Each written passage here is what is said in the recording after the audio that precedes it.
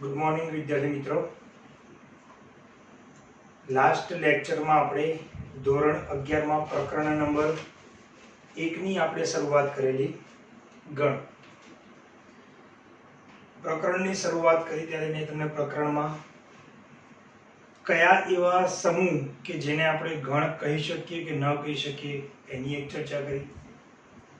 ત્યારબાદ સૌથી અગત્યના જે ગણિતમાં જે સંખ્યા ગણો છે એ સંખ્યા ગણોની મેં તમને સંકલ્પના સમજાવી અને ત્યારબાદ ગણને દર્શાવવાની મુખ્ય બે રીતની આપણે શરૂઆત કરેલી.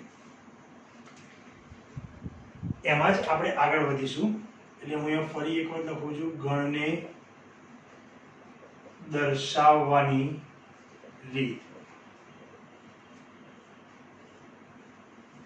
આપણે બે રીતની વિદ્યાર્થી મિત્રો વાત કરેલી. એક પહેલી રીત ગુણધર્મની રીત અને બીજી યાદીની રીત.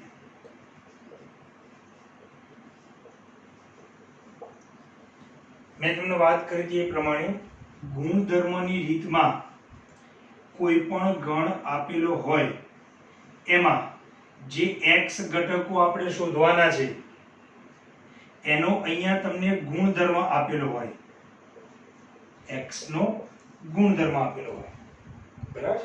આ ગુણધર્મની રીતમાં એને આપણે યાદી સ્વરૂપમાં ફેરવવું હોય તો આ જે ગુણધર્મ તમને આપેલો છે એ ગુણધર્મ એક કરતા વધારે પણ તમને આપી શકે, બરાબર. એટલે ખાસ ધ્યાનથી આપણે કયા કયા ગુણધર્મો લખેલા છે એ ધ્યાનથી જોવું, સમજવું.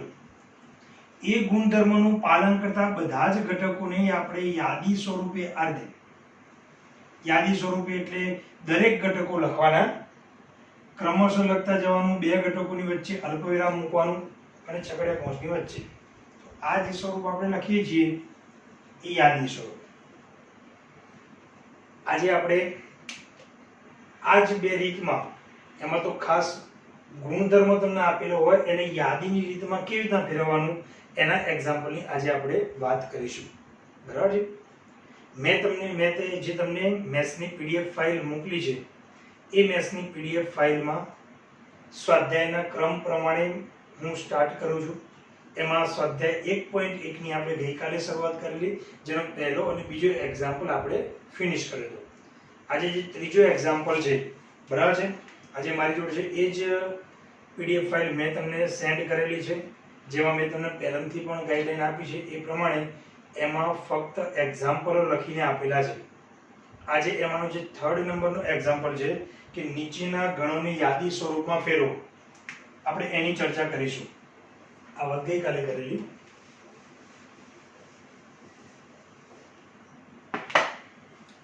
થર્ડ નંબરનો એક્ઝામ્પલ છે નીચેના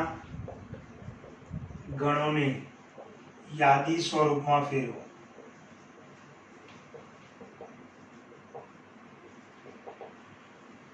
વિદ્યાર્થી મિત્રો ધ્યાનથી સાંભળજો હું શું કહું છું. મેં જે તમને પીડીએફ ફાઇલમાં એક્ઝામ્પલ મોકલ્યા છે દરેક એક્ઝામ્પલ એ હું બોર્ડ પર નથી લેવાનો, એને સમકક્ષ કોઈ રકમ બદલીને અહીંયા લઈશ, બરાબર છે. એટલે તમારે બોર્ડ પર જે એક્ઝામ્પલ હું ગણાવું એ પણ તમારે ફેર બુકમાં ગણવાના છે અને જે મેં સ્વાધ્યાયના તમને પીડીએફ ફાઇલ આપેલી છે એના પણ તમામ એક્ઝામ્પલ ગણવાના છે, બરાબર. ખ્યાલ આવે વિદ્યાર્થી મિત્રો?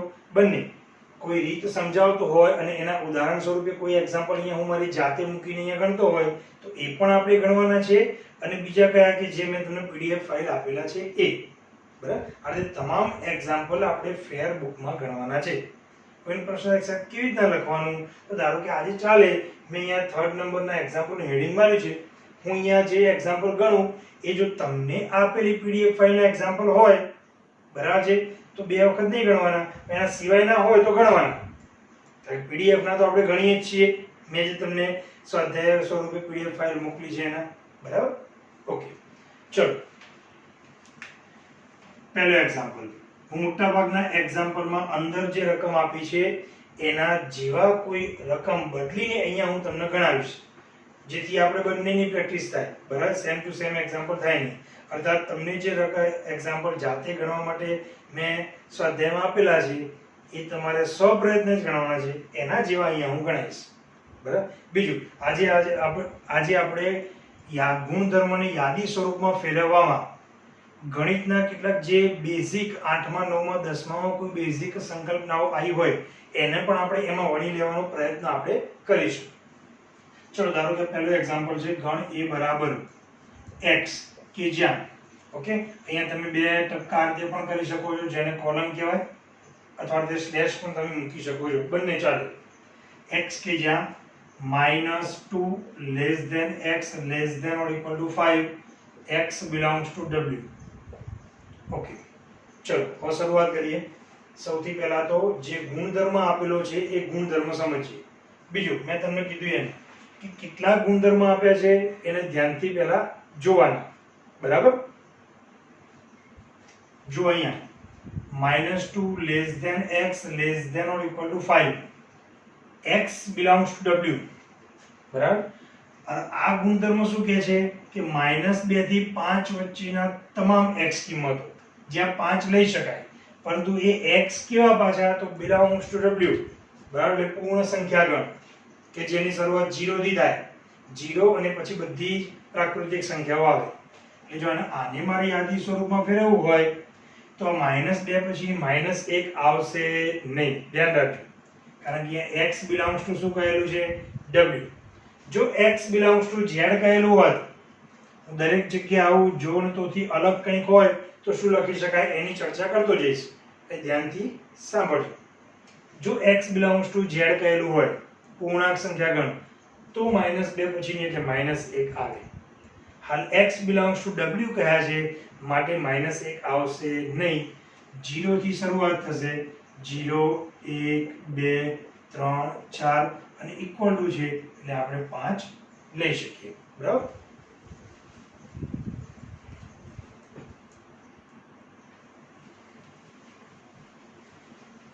ઓકે, આગળ વધીએ. બીજો એક્ઝામ્પલ સેમ એના જેવો છે, તમે સ્વપ્રયત્ને ગણી શકશો. મેં તમને કીધું એ પ્રમાણે આજે હું અહીંયા બોર્ડ પર તમને જે એક્ઝામ્પલ આપેલા છે, ઓલમોસ્ટ લગભગ 30 એક્ઝામ્પલ મેં તમને આપેલા છે કે જેમાં ગુણધર્મને તમારે યાદી સ્વરૂપમાં ફેરવવાનું છે, કે જેમાં મેં કીધું એ પ્રમાણે 8 9 10 ની અથવા એનાથી પણ ક્યાંક નીચલા ધોરણની કેટલીક બેઝિક સંકલ્પનાઓ આપણા ધ્યાન પર આવે એટલો મેં પ્રયત્ન કર્યો છે. ચલો, ગણ C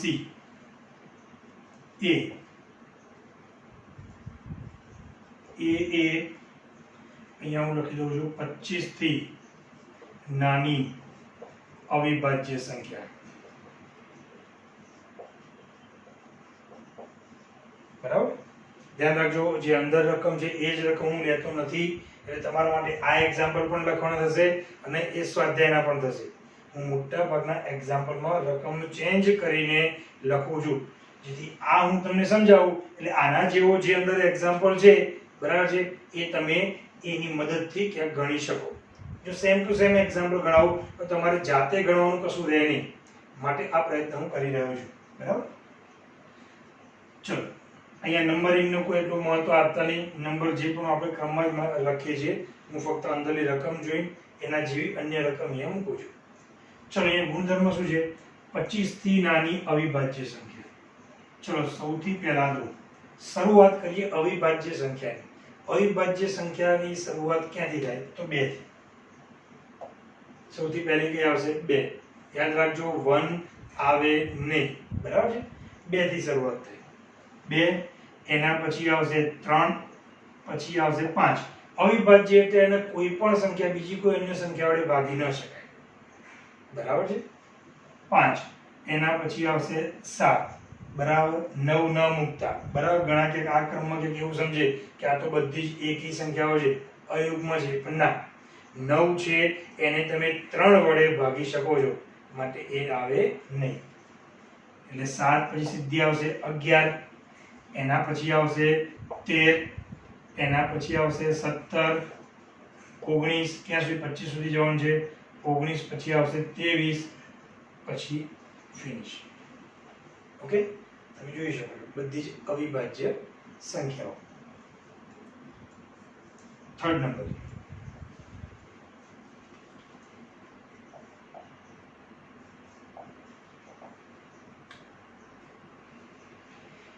x એ જેના અંકોનો સરવાળો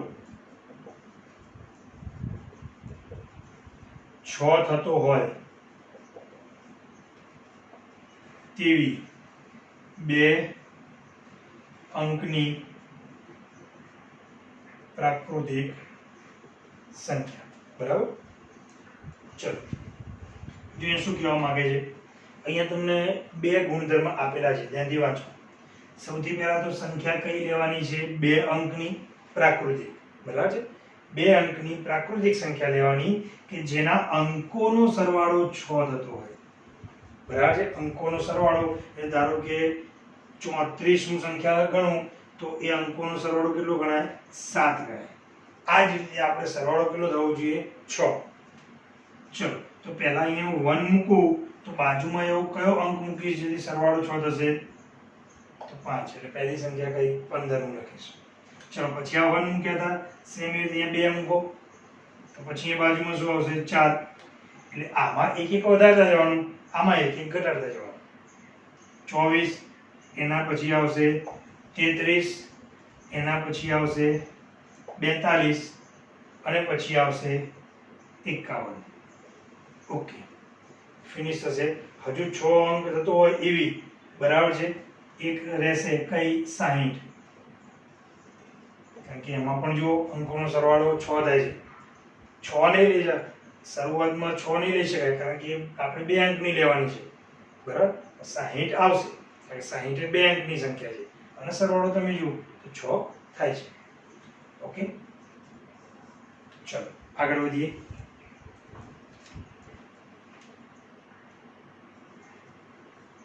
ગણને મેં કીધું તે પ્રમાણે તમે કોઈ પણ કેપિટલ લેટર સંકેતમાં આપી શકો છો. x કે જ્યાં x એ 40 નો ધન અવયવ હોય તેવી અવિભાજ્ય સંખ્યા. ઓકે, ચલો જો શું ગુણધર્મ છે ધ્યાનથી વાંચો, કે શાબ્દિક જે પણ લખેલું હોય એને બે વખત વાંચવું એટલે શું કહેવા માંગે છે આપણને ખ્યાલ આવે. સૌથી પહેલા તમને x ઘટકો જે લેવાના કીધા છે એ 40 નો ધન અવયવ એટલે 40 ના અવયવ હોવા જોઈએ. બરાબર છે. બીજું, એ કેવી સંખ્યા હોવી જોઈએ? અવિભાજ્ય સંખ્યા. ચલો પહેલા હું અવયવની વાત કરું. ઉદાહરણ લઈ, ધારો કે હું 12 લઉં છું તો 12 ના અવયવ કયા કયા ગણાશે?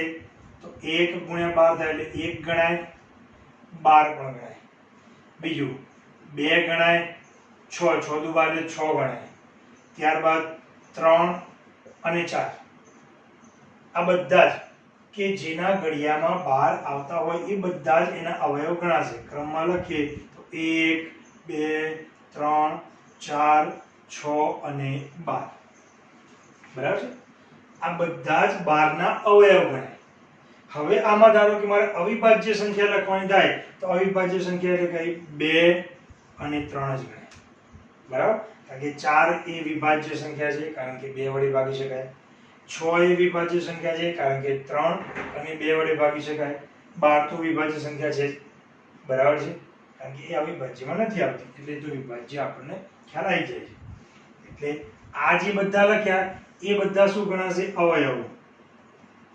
પણ એમાંથી અવિભાજ્ય કયા? તો ખાલી આ બે છે.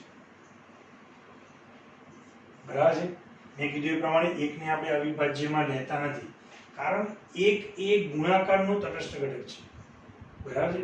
કોઈ પણ સંખ્યાનો એક સાથેનો ગુણાકાર હોય તે સંખ્યા પોતે મળે એટલે દરેકમાં એ અવયવ તરીકે હશે જ. ચલો અહીંયા મારે લખવાનું છે 40 નું ધન અવયવ હોય તે.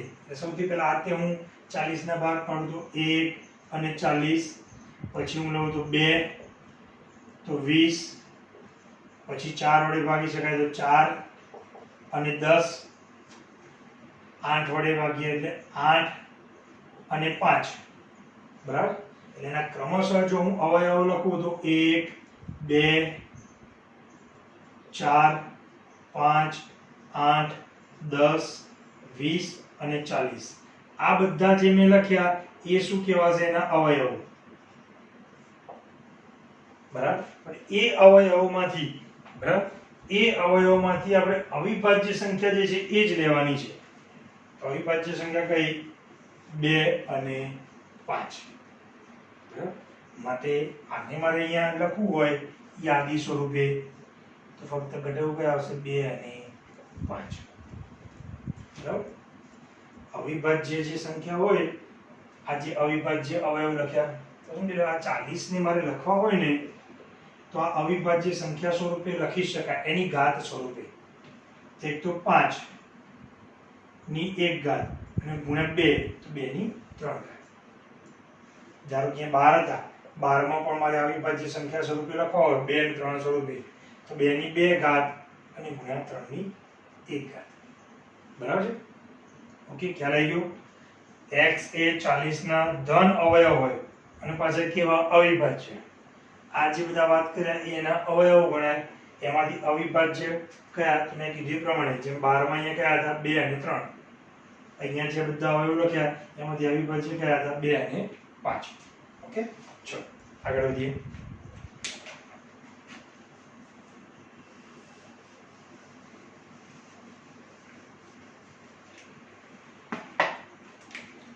દરેકની સમજૂતી હું તમને બોર્ડ પર સમજાવતો છું લખીને.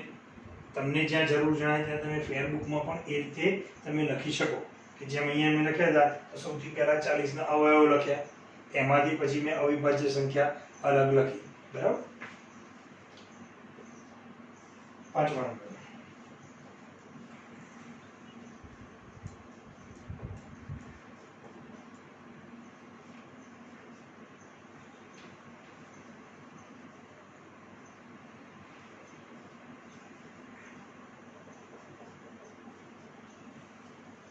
જો આ રીતની એક કન્ડિશન છે. બી માં એવા x ઘટક લેવાના છે કે જેનો ઘન 30 થી નાનો થતો હોય. બરાબર છે?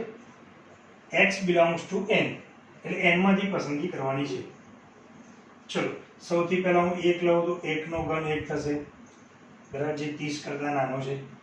કન્ડિશન શેની છે? x ના ઘનની. અને ઘટક શું લખવાનું છે? x. એટલે ધ્યાન રાખજો, ઘન કરીને એને લખી દેતા. બરાબર. ચલો એટલે 1 નો ઘન 1 એ 30 કરતા નાનો છે, માટે આ x ઘટક આપણી યાદીમાં આવશે. ચલો 2 નો ઘન તો એ થશે 8, તો એ પણ 30 કરતા નાનો છે, માટે 2 આપણી યાદીમાં આવશે. 8 ને નથી લખવાના. બરાબર. એટલે ઘટકો આપણે x લખવાના છે અને કન્ડિશન ચેક કરવાની છે x ના ઘનની. ચલો આગળ વધીએ. 3 નો ઘન 27 થાય, 30 કરતા નાનો છે એટલે 3 આવશે. 4 નો ઘન હું કરું તો 64 થશે, 30 કરતા નાનો થતો નથી એટલે આવશે નહીં. આગળ હવે ચેક કરવાની જરૂર નથી, કારણ કે જેમ જેમ તમે ક્રમશઃ મોટી સંખ્યા લો એટલે એનું ઘન પણ ક્રમશઃ મોટો જ થવાનું છે. 3 સુધી આપણી યાદી શરૂ થઈ ગઈ.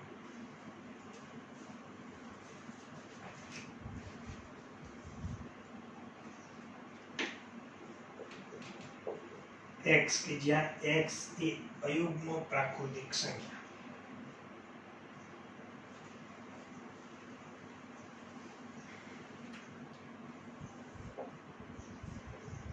n આપણે જે પ્રાકૃતિક સંખ્યા ગણ છે, જેમાં 1 થી શરૂ કરીને બધી જ પ્રાકૃતિક સંખ્યા અનંત સુધીની આવે છે. હું આના 2 ભાગ પાડું છું. બરાબર છે? થિયરિટિકલ તરીકે યાદ રાખો કરીને તમે લખી શકો. હું નવા 2 સંખ્યા ગણની વાત કરવા જઈ રહ્યો છું. આમાંથી હું યુગ્મ પ્રાકૃતિક સંખ્યાઓ અલગ કરું. બીજા એક ગણમાં અયુગ્મ પ્રાકૃતિક સંખ્યાઓ અલગ કરું. એટલે કે n ના મેં 2 ભાગ પાડી દીધા. આ બંનેને પણ અલગ અલગ સંકેત આપવામાં આવે છે સંખ્યા ગણમાં. આ છે એ કયો ગણ છે? યુગ્મ પ્રાકૃતિક સંખ્યા ગણ. ઓકે. અને યુગ્મને અંગ્રેજીમાં ઇવન કહેવાય છે. શું કહેવાય છે? E1 માટે આ ગણને કેપિટલ E વડે દર્શાવવામાં આવે છે. શેના વડે? કેપિટલ E વડે. આ જે લખ્યો એ કયો લખ્યો મેં? અયુગ્મ પ્રાકૃતિક સંખ્યાગણ, કે જેમાં બધી જ અયુગ્મ પ્રાકૃતિક સંખ્યાઓ આવેલી છે. અયુગ્મ પ્રાકૃતિક સંખ્યાઓ જેને અંગ્રેજીમાં ઓડ કહેવાય છે, ઓડ નંબર્સ, બરાબર, માટે એને O વડે દર્શાવવામાં આવે છે. ઓકે, મેં શું કર્યું છે? પ્રાકૃતિક સંખ્યાગણ છે તો એના બે ભાગ પડ્યા. એક ગણ લીધે એમાં બધી યુગ્મ પ્રાકૃતિક સંખ્યાઓ લીધી, જે શું કહેવાશે? યુગ્મ પ્રાકૃતિક સંખ્યાગણ. યુગ્મ એને બેકી સંખ્યાગણ પણ કહેવાય, બેકી પ્રાકૃતિક સંખ્યાગણ, બરાબર. અયુગ્મ, અયુગ્મને એકી પ્રાકૃતિક સંખ્યાગણ પણ કહેવાય.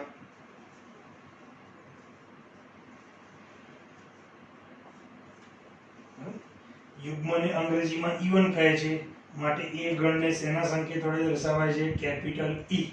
એટલે આ પણ એક આપણો સંખ્યાગણ થયો જે n માંથી ડિવાઈડ થયેલો છે. અયુગ્મ પ્રાકૃતિક સંખ્યાઓને શું કહેવાય? Odd number. આ E1 નંબર અયુગ્મ ઓડ નંબર, એને કેપિટલ O વડે દર્શાવવામાં આવે છે. બરાબર. બંનેને ભેગા કરી દઈએ તો શું બને છે? n. માટે અહીંયા મારે જો લખવું હોય તો હું લખી શકું E યોગ ગણ O. બંનેને ભેગા કરો, ભેગા કરો એટલે ગણમાં શું વપરાય? યોગ ક્રિયા. તો શું બને છે? n. જો બંનેનો છેદગણ લેવામાં આવે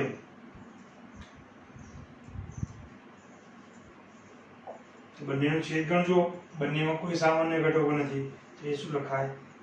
5 ખાલી ગણ. બરાબર છે. આની પણ આગળ જતા વાત કરું છું, શબ્દો લખાવું છું. ઓકે, આ મેં તમને વાત કરી n જે પ્રાકૃતિક સંખ્યાગણ હતો એના મેં બે ભાગ પડ્યા, E અને O. E1 નંબર અને ઓડ નંબર. ઓકે,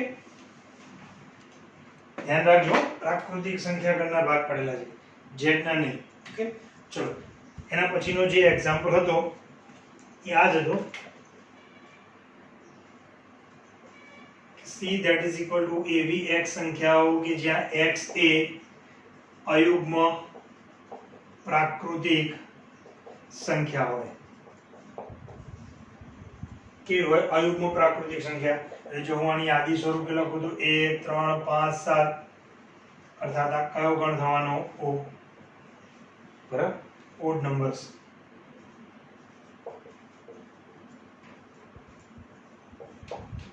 ઓકે, સમજો યુગ્મ પ્રાકૃતિક સંખ્યા કે E1 નંબર. ચલો એના પછીનો એક એક્ઝામ્પલ જો કેટલાક જે અંગ્રેજી મૂળાક્ષરો વાળા છે એવા જે છે એ લગભગ આપણને ખ્યાલ આવે. ધારો કે એક ક્વેશ્ચન છે કે y એ અંગ્રેજી મૂળાક્ષરો પૈકીના સ્વર, તો આપણને ખ્યાલ છે, બરાબર, કે અંગ્રેજી મૂળાક્ષરોમાં કયા કયા સ્વર આવે છે. બરાબર, A E I O U. Okay, એના પછીનો એક એક્ઝામ્પલ છે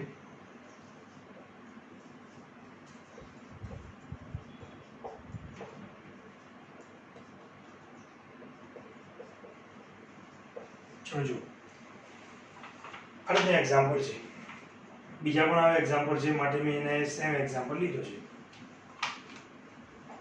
સૌથી પહેલા ઘટક સ્વરૂપે તમારે શું લેવાનું છે અને કન્ડિશન કઈ છે? તો ઘટક સ્વરૂપે તમારે આ સૂત્ર પરથી ઘટકો લખવાના છે, ધ્યાન રાખજો. બરાબર, કન્ડિશન છે n less than 7. Less than 7 કયા ગણમાંથી? તો પ્રાકૃતિક સંખ્યા ગણમાંથી. એ 7 કરતા નાની પ્રાકૃતિક સંખ્યા n બરાબર લેવાની. જો વિચાર કરીએ તો 1 2 3 4 5 અને 6 આટલી લેવાની થાય. એ n બરાબર કિંમતો લઈને આમાં તમારે મૂકવાની છે. એટલે આ સૂત્ર પરથી જે મળે એ આપણો યાદી સ્વરૂપમાં ઘટક તરીકે આવશે. ધ્યાન રાખજો, 1 2 3 4 5 6 એ આપણા ઘટક તરીકે નથી, એ આપણી કન્ડિશન છે કે n લેસ ધેન 7, 7 કરતા નાના લેવાના છે. પરંતુ આપણા ઘટકો તરીકે શું લેવાનું છે? તો આ સૂત્ર સ્વરૂપ n/n + 1. એટલે હું વચ્ચે પહેલા n ની કઈ કિંમતો લેવાની છે એ હું જણાવી દઉં. કઈ લેવાનું થશે? 1 2 3 4 5 6. ચલો હવે હું યાદી સ્વરૂપ ફેરવું.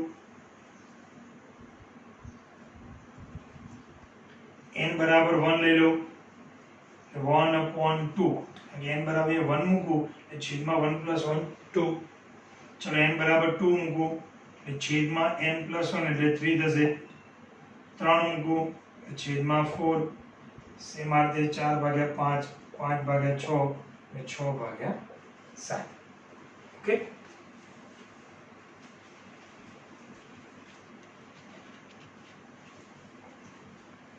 चलो આગળ વધીએ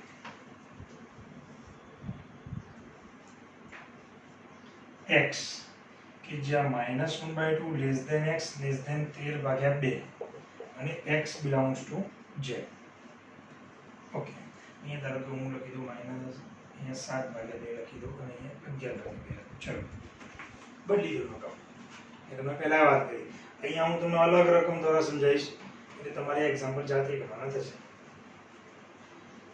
चलो x घटक જ લેવાનો છે એની આપણી જોડે બે કન્ડિશન છે એક તો બિલોંગ્સ ટુ z એટલે પૂર્ણાંક સંખ્યાઓ જ લેવાની બીજી કન્ડિશન આ છે એ શું કહે છે કે -7/2 અને 11/2 ની વચ્ચે બરાબર છે હવે -7/2 એટલે -3.5 પોઈન્ટમાં જો વિચારીએ તો -3.5 less than x less than 11/2 11/2 એટલે 5.5 ઓકે હવે આ બંનેની વચ્ચેની જે પૂર્ણાંક સંખ્યાઓ છે એ આપણે યાદી સ્વરૂપમાં આવશે ચલો કઈ કઈ આવશે તો -3.5 તો એના પછી તમે મોટી સંખ્યા વિચારો તો -3 આવશે ધ્યાન રાખજો ઋણ સંખ્યામાં એવું ના થાય કે -3.5 થી મોટી -4 ગણી જાય બરાબર છે -3.5 થી તમે જમણી બાજુ જાઓ એટલે -3 આવે એના પછી -2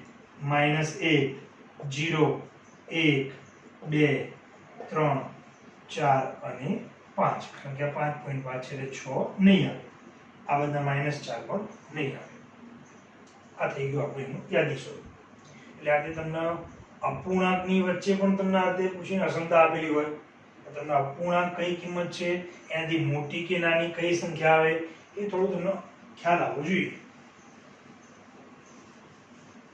ઓકે આજે વાત કરી મેં કીધું પ્રમાણે વચ્ચે બરાબર ક્રમમાં એક્ઝામ્પલ પણ છે જ્યારે પણ હું તમને લેક્ચર લેતો હોઉં ત્યારે ક્રમમાં એક્ઝામ્પલ પણ ચાલતા રહે વચ્ચે કોઈ આવું ક્યાંક થિયરિટિકલ પોઈન્ટ પણ આવે તો પોઈન્ટ કરીને થિયરી કરીને ક્યાંક બોક્સ બનાવી લખતા રહેવું અને પછી ક્રમશઃ આગળ વધતા રહેવું બરાબર એવું જરૂર નથી કે એક બાજુથી બધી થિયરી આવી જાય અને પછી બધા એક્ઝામ્પલ આવે બરાબર દરેક વસ્તુ આપણી ફેર નોટબુકમાં આવી જવી જોઈએ આટલું ધ્યાનમાં રાખો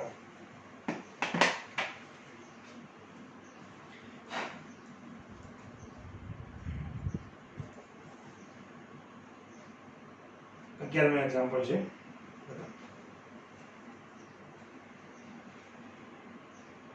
ઓકે આમ તો જે હમણાં અમે વાત કરીએ જ છે x કે જ્યાં x એ 6 નો અવિભાજ્ય અવયવ ઓકે એના પછી ધારો કે એક્ઝામ્પલ છે એમાં સેમ આઉટ પૂછેલું છે x એ 6 નો અવયવ x belongs to n જો જે વાત કરીએ એ બંને અહીં આવી સૌથી પહેલા હું 6 ના અવયવ લખું તો 1 6 2 અને 3 તો આ થઈ ગયા અવયવો હવે આમાંથી અવિભાજ્ય અવયવ લેવા હોય તો કયા આવે ખાલી 2 અને 3 ઓકે હમણાં જ મેં તમને વાત કરી છે અવયવ અને અવિભાજ્ય અવયવ કે એના આ જે સંખ્યા છે જે પણ ઘડિયામાં આવે એ આંકડા બધા આવી જવા જોઈએ બરાબર ચલો આગળ વધીએ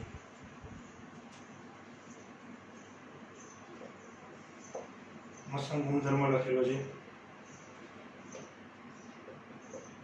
હાલ હવે ગણના સંકેત તરીકે છે યુગ્મ સંખ્યા ગણ તરીકે નથી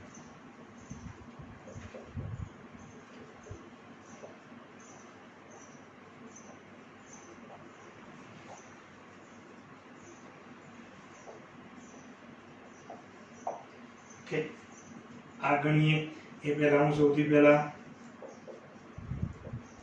ખાળી ગણની વાત કરું બરાબર જે ગણમાં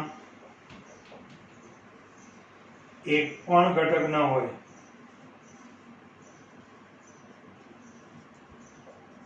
તેને ખાલી ગણ કહે છે. બરાબર? જેનો સંકેત, તેના બે સંકેત ઉપયોગમાં આવે છે. એક તો આ રીતે ફાઈ લખાય છે, બીજો કે એકેય ઘટક નથી એટલે છગડીયો કૌંસ એની વચ્ચે ખાલી જગ્યા. બરાબર? આ બે સંકેતો ઉપયોગમાં લેવાય છે. બીજું તમને કહી દઉં, ખાલી ગણ છે એનું બીજું પણ એક નામ છે. બરાબર છે? તમે યાદ રાખજો, રિક્ત ગણ. શું નામ છે? રિક્ત ગણ.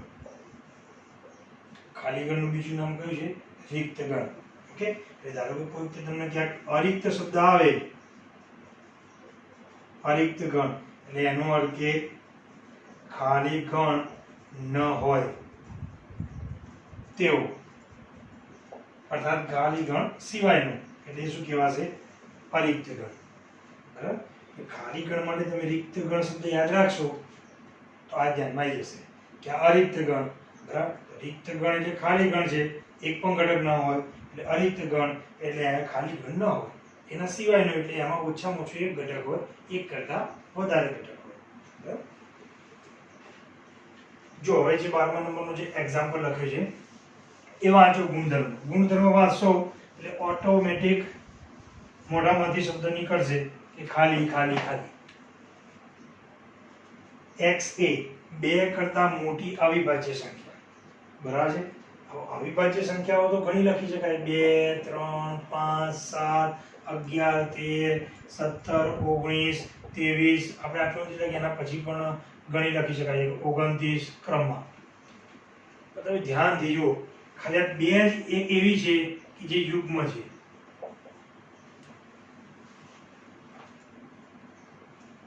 બે કરતા મોટી અવિભાજ્ય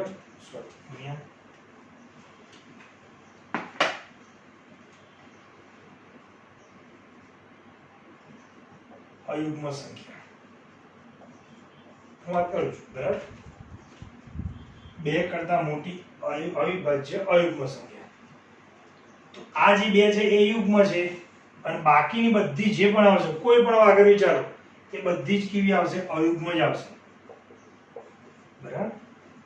એટલે જો આને મારી યાદી સ્વરૂપે લખવું હોય, ઈ બરાબર કે 3 5 7 11 13 એ બધી આવશે. બરાબર? પરંતુ ધારો કે આ જે મેં વાત કરી એ શેના માટે? ધારો કે હું શબ્દ અહીંયા યુગ્મ વાપરી દઉં. બરાબર છે? 2 કરતા મોટી અવિભાજ્ય યુગ્મ સંખ્યા. બરાબર? બંનેની વાત કરું છું. રકમમાં હતું 2 કરતા મોટી અવિભાજ્ય અયુગ્મ સંખ્યા. ઓકે, આપણે લખી કાઢીએ. આપણે અવિભાજ્ય સંખ્યા બધી જાણીએ છીએ. એમાં પહેલી બે એક માત્ર યુગ્મ છે, બાકીની બધી કેવી આવશે? અયુગ્મ. બરાબર? જો હું 2 કરતા મોટી અવિભાજ્ય યુગ્મ સંખ્યા માંગુ, બરાબર, અને પછી મારે ઈ ગણ લખવું હોય તો એમાં એક પણ ઘટક આવશે નહીં. ખ્યાલ આવ્યો? બરાબર? 2 કરતા મોટી અવિભાજ્ય યુગ્મ સંખ્યા. તો 2 કરતા મોટી એટલે 2 ને ભૂલી જાઓ. એના પછીની અવિભાજ્ય સંખ્યાઓ ને એ પણ ભાઈ યુગ્મ, તો એ કઈ ના આવે, એટલે ખાલી ગણ. બરાબર? એટલે ઘણી વખતે જે કન્ડિશન આપેલી હોય એમાં બંધ બેસતું એક પણ ઘટક ન મળે, તો તે ગણ કેવું કહેવાશે? ખાલી ગણ. ખાલી ગણનું બીજું નામ કયું છે? રિક્ત ગણ. બરાબર છે? અરિક્ત ગણ એટલે શું? ખાલી ના હોય તેવો. ચલો આગળ વધીએ. આ બધા જે કેટલાક એક્ઝામ્પલ જે હું લઈ રહ્યો હતો એ બધા કેટલાક સંખ્યાઓના ગુણધર્મ પર જ હતા. હવે જે કેટલાક એક્ઝામ્પલ લઉં છું એ હું સમીકરણ આધારિત લઉં.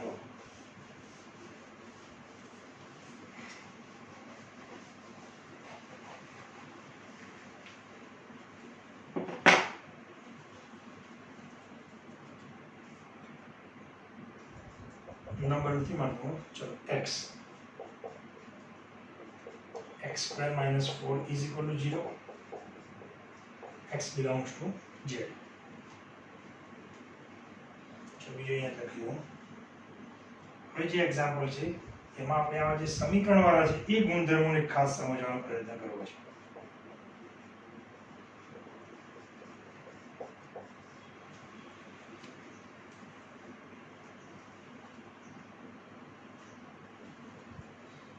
ક્યુ, બરાબર છે, અપૂર્ણાંક સંખ્યા ગણ.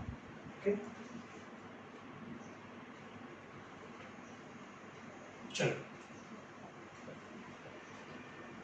સૌથી પહેલા x that is equal to x કે જ્યાં x² - 4 is equal to 0 તમને સમીકરણ આપેલું છે એટલે આ સમીકરણનું સમાધાન થાય તેવી x ની કિંમતો શોધવાની છે. તો ચલો સૌથી પહેલા તો આ સમીકરણ પરથી x ની કિંમતો શોધવાનો પ્રયત્ન કરીએ અને આવા સમીકરણો પરથી જે x ની કિંમતો આપણે શોધીએ એને તે સમીકરણનો ઉકેલ ગણ કહેવાય. બરાબર છે.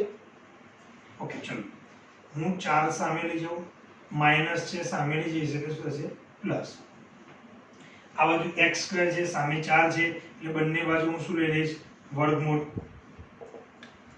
બરાબર, વર્ગમૂળ લેતા જ્યારે પણ આવા કોઈ સમીકરણનું તમે વર્ગમૂળ લો છો ત્યારે એટલું ધ્યાનમાં રાખો કે સામેવાળી સંખ્યા જો પૂર્ણ વર્ગ હોય, હા છે 4 એ પૂર્ણ વર્ગ છે, બરાબર, તો પૂર્ણ વર્ગ હોય એનું વર્ગમૂળ, ધારો કે પહેલા તમારે લખી દઉં વર્ગમૂળમાં 4 અને હવે જ્યારે તમે 4 નું વર્ગમૂળ લખો છો ત્યારે ધ્યાન રાખજો એ વર્ગમૂળ +or -2 આવે.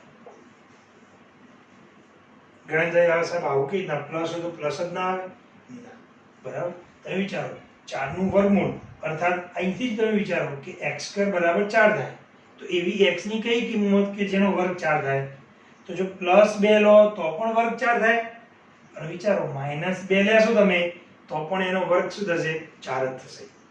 માટે જ્યારે પણ આવી કોઈ પોઝિટિવ સંખ્યા એટલે કે ધન સંખ્યાનું જ્યારે વર્ગમૂળ લેવાનું થાય ત્યારે એ વર્ગમૂળ હંમેશા +or - આવે.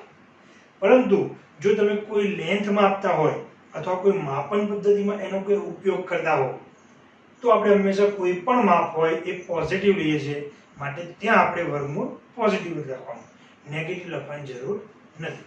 ક્યારે?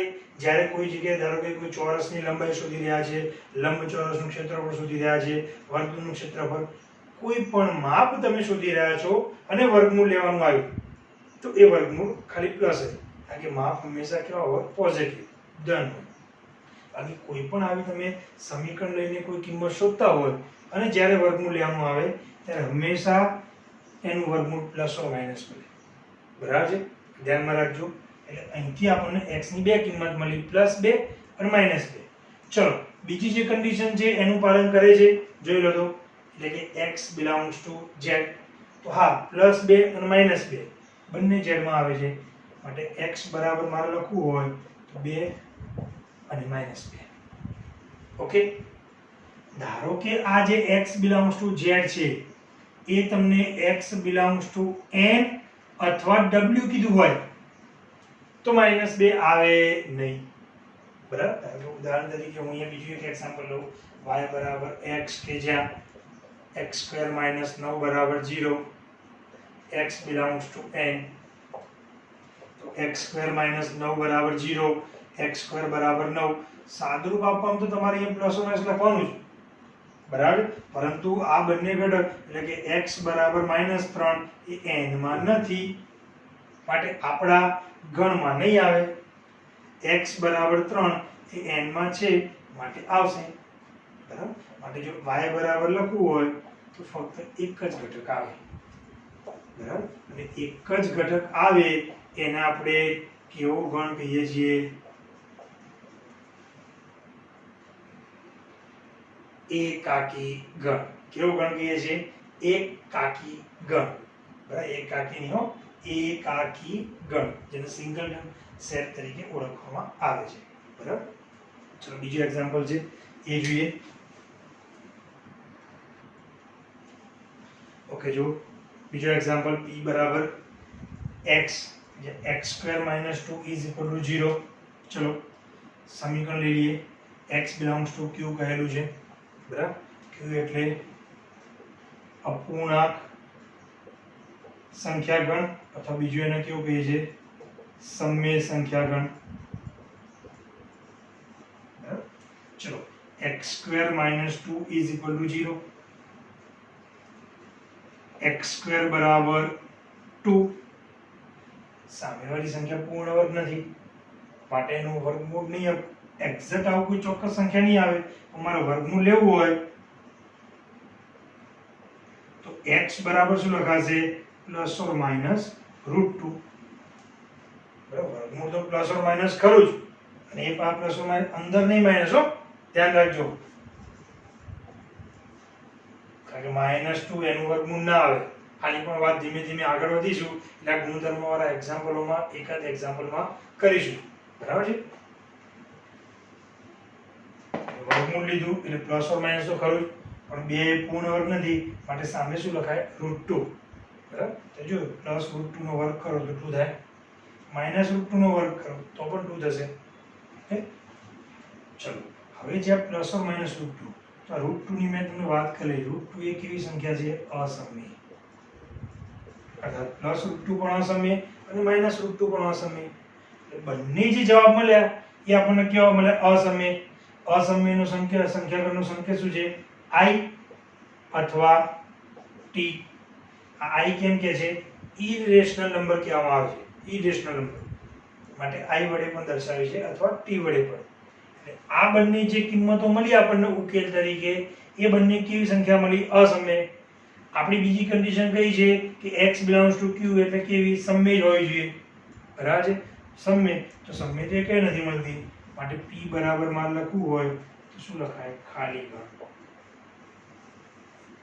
બરાબર જો આ જે x belongs to q લખેલા છે એની જગ્યાએ x belongs to r લખેલા હોય ચલો r મોટા મોટો દઈ દઈએ તો r માં બધી સંખ્યા આવી જાય અસમય પણ આવે અને સમય પણ આવે એટલે આવી વર્ગમૂળ વાળી જેનું વર્ગમૂળ ન નીકળતું હોય કે જે મેં કીધેલું અવિભાજ્ય સંખ્યાનું વર્ગમૂળ એ બધી અસમય બરાબર છે એ તો ખરી જ બીજી કઈ બે સંખ્યાઓ અસમયમાં મેં લીધેલી પાઈ અને e તો એ અસમય સંખ્યાઓ અને સમય સંખ્યાઓ બધી ભેગી કરીએ એટલે r બરાબર ચાલો જો x belongs to r હોય તો p બરાબર કેપિટલ p બરાબર આ બંને આવી જશે એટલે -√2 અને +√2 ઓકે જોનથી જ્યાં પણ આજનું સમજાણું છે હું તમને કહેતો રહીશ belongs to i હોય તો પણ આ બંને આવશે બરાબર ચલો આગળ વધીએ આ પણ જે મેં વાત કરી belongs to x belongs to z ની જગ્યાએ x belongs to n તો આ બેમાંથી એક જ આવે ગણમાં અને એક જ ઘટક હોય એને કેવો કહેવાય એકાકી ગણ ચલો આગળ વધીએ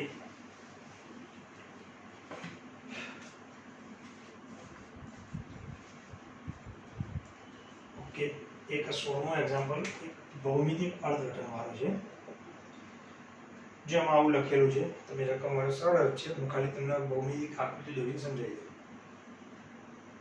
બે ભિન્ન સમાંતર રેખાઓનું સામાન્ય બિંદુ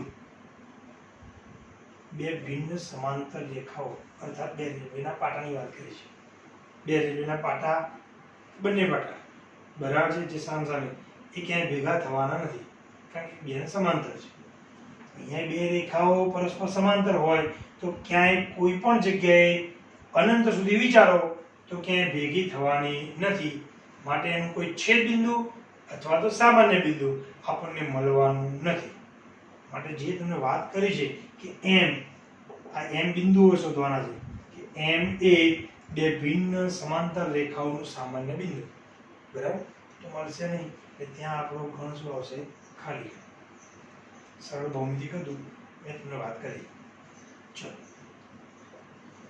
આગળ વધીએ b that is equal to x કે જ્યાં x³ - 16x બરાબર 0 અને x belongs to z okay ચલો અહીંયા પણ મેં સમીકરણ મેં તમને કીધું કે હવે આપણે જે ગણિતના કેટલાક સમીકરણ છે એવા સમીકરણ લઈને ગુણધર્મની યાદી સ્વરૂપમાં ફેરવવાનો પ્રયત્ન કરીએ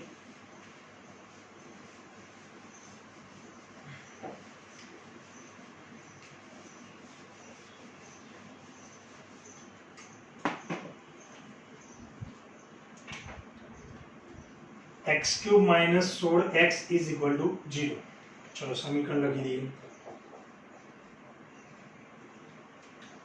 હજુ તમે ધોરણ 10 માં સુધી અત્યાર સુધી આજના સમીકરણોમાં તમે જે રીતે સાદુરૂપ આપતા હોય બરાબર છે તેમાં ક્યાંક ને ક્યાંક તમારી ઉતાવળના કારણે કોઈ ભૂલો રહી જતી હશે પણ હવે જે સાદુરૂપ આપવામાં હું તમને કહું છું એ ખાસ ધ્યાન રાખવું. આ જગ્યાએ ઘણા શું ભૂલો કરે છે પહેલા હું એ વાત કરું કે ચલો x³ - 16x = 0 એટલે બધાને ખબર છે કે શોધવાના છે ફટાફટ ગણવા માંડે છે કે x શોધવાના છે તો 16x સામે લઈ જાય પહેલા માઈનસ છે તો પ્લસ થાય તરત જેવું દેખાય કે સામે આ બાજુ x છે આ બાજુ x છે એટલે ઉડાડતો તો ભાવે ઉડાડતો તો શરૂઆતથી બીજા ત્રીજા ધોરણથી આપણે શીખ્યા હોઈએ ઉડાડી દીધું એટલે x² = 16 આયા સીધું વર્ગમૂળ લીધું વર્ગમૂળમાં મેં હમણાં કીધું એમ સુધી એકલો 4 આવ્યો બરાબર છે એક ભાઈને જોવાનું બીજા ભાઈને જોવાનું જ નહીં આવી ઉતાવળ કરે છે. હવે અહીંયા બે જગ્યાએ ખરેખર ભૂલ થઈ છે બરાબર કઈ બે જગ્યાએ તમે એક્ઝેક્ટ જુઓ તો તમને ખ્યાલ આવશે. આમાં ક્યારે જ્યારે તમે આવા સમીકરણનો ઉકેલ શોધતા હો એટલે તમે કોની કિંમત શોધો છો x ની અને x ની કિંમત શોધતા હોય ને તો ક્યારેય એ x ને ઉડાડવાનો નહીં. આ ધ્યાનમાં રાખજો વિદ્યાર્થી મિત્રો. હવેથી જ્યારે પણ આવા સમીકરણોના આધારે તમારે ઉકેલ શોધવાનો આવે અર્થાત કોની કિંમત x ની કિંમત તો જેની કિંમત શોધવાની છે એને સીધો સામે ઉડાડી દેવાનો નહીં. કારણ કે બની શકે કે એની કિંમત 0 પણ હોય તો શું કરવાનું કંઈ નહીં આ બેમાંથી આને સામે લઈ જવાની જરૂર નથી. પેલા આ બંનેમાંથી સામાન્ય લો એટલે x સામાન્ય આવે હવે અહીંયા x ની 3 ઘાત અહીંયા x ચલો અહીંથી વધે x² કારણ કે 3 ઘાતમાંથી 2 ઘાત 1 ઘાત સામાન્ય 2 વધે માઈનસ અહીંથી કેટલા વધશે 16 ચલો = 0. હવે શું કરવાનું તો જો આ એક અવયવ કહેવાય અને આ બીજો અવયવ કહેવાય બરાબર છે. જો અહીંથી તમને ખ્યાલ આવે બરાબર છે હમણાં પણ મેં તમને જે કીધું કે આના બરાબર 0 લઈએ તો વર્ગમૂળ પ્લસ માઈનસ અથવા તો આનો બીજો પણ એક રસ્તો છે. આના બે અવયવ પડે છે યાદ કરો. નેક્સ્ટ લેક્ચરમાં હું તમને આ બધા અવયવો વાળા સૂત્રો વિસ્તરણ વાળા કેટલાક સૂત્રો એ બધું કેટલીક તમને બેઝિક માહિતી લખાવીશ બરાબર. સેકન્ડ દ્વિઘાત સમીકરણના ઉકેલની રીતો 3 થી 4 ઘાત 3 ને 4 ઘાત થી વધારે ઘાત હોય એના પણ ઉકેલની રીતો આ બધી રીતોની નેક્સ્ટ લેક્ચરમાં આપણે ચર્ચા કરીશું. ચલો હાલ અહીંયા આના અવયવ a + b a - b અહીંથી તમે અવયવ પણ પાડી શકો છો x² - 16 તો એના અવયવ x - 4 x + 4 છે a² - b² a + b a - b કારણ કે 16 એકોનો વર્ગ છે 4 નો વર્ગ બરાબર. ચલો આવી ગયા એટલે કુલ આપણી જોડે 3 અવયવ આવ્યા. જ્યારે આ તે ગુણાકારમાં 3 અવયવ બરાબર 0 હોય તો એનો અર્થ કે કોઈ પણની કિંમત 0 હોઈ શકે એટલે કાં તો x બરાબર 0 હોય અથવા આ બીજો અવયવ પણ 0 હોઈ શકે અથવા આ ત્રીજો અવયવ પણ 0 હોય. આ રીતે લખવું પડે. અહીંથી x ની કિંમત તમને 0 મળી અથવા અહીંથી x ની કિંમત કેટલી મળશે 4 અથવા અહીંથી x ની કિંમત કેટલી મળશે -4.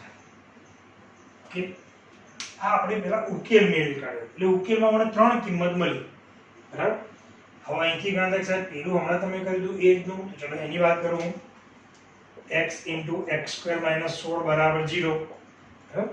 હવે આ જે તમે ભૂલ કરી છે એને જવા દો એટલે તમને ધ્યાનમાં જ ના આવે. ઓકે ચલો અહીંયા ધારો કે આનો બે અવયવ ગણી લો તો x બરાબર 0 અથવા x² - 16 બરાબર 0. x બરાબર 0 તો કિંમત મળી જ ગઈ.